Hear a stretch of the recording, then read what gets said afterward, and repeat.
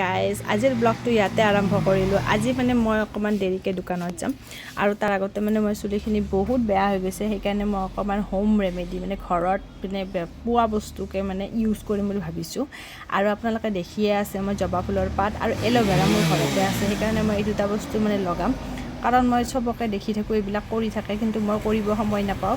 আৰু যিহেতু আজি মই ভাবিলোঁ আজি কৰিহে যাম, কাৰণ মোৰ চুলিখিনি বহুত ড্ৰাই হৈ গৈছে। মোৰ চুলিখিনি একেবাৰে অৱস্থা নাই, মানে শুকান কিবা একো নাথাকা যেন লাগে, ফৰফৰীয়া। সেইকাৰণে মই এইখিনি ধুই ধুনীয়াকৈ মিক্সিত পিচি একেবাৰে এটা পেষ্ট বনাই লৈছোঁ। পেষ্টটো কিন্তু বিৰাট ধুনীয়া হৈছে চাবৰ কাৰণে।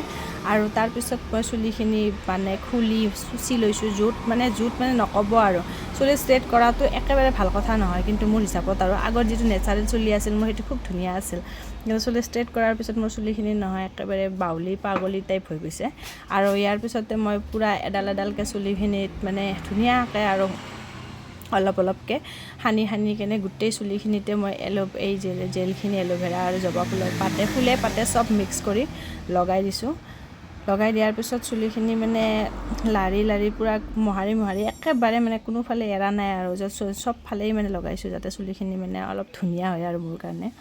সেইকাৰণে লগাই আপোনালোককো দেখাইছোঁ, যাতে আপোনালোকেও কেতিয়াবা কৰি চাব। মই যিটো কৰিছোঁ আপোনালোকৰ ভাল লাগিব পাৰে। মই কিন্তু ৰিজাল্টটো কিন্তু ভালেই পাইছোঁ, বেয়া পোৱা নাই। চুলিখিনি খুব ড্ৰাই হৈ গৈছিলে, আৰু ড্ৰাই হৈ যোৱাৰ কাৰণে মানে চুলিখিনি মানে যেনেকুৱা মানে অৱস্থা মানে আপোনাক ক'ব নোৱাৰোঁ আৰু মানে চুচিব ফণি মাৰিবই ইচ্ছা নাযায়। আৰু সৰি আৰু ষ্ট্ৰেট কৰাৰ পিছত মানে চুলিখিনি খুব সৰে। আপুনি মানে মেইনলি স্পা কৰিয়ে থাকিব লাগে। স্পা যদি কৰিব নোৱাৰে আপোনাৰ চুলিখিনি গ'ল আৰু বুলি ভাবক আৰু মই যিহেতু স্পা কৰি থাকিব নোৱাৰোঁ, পইচাৰো কথা থাকে দিয়কচোন। 500-600 টকা আৰু স্পা কৰি মাহে খৰচা কৰিব নোৱাৰি।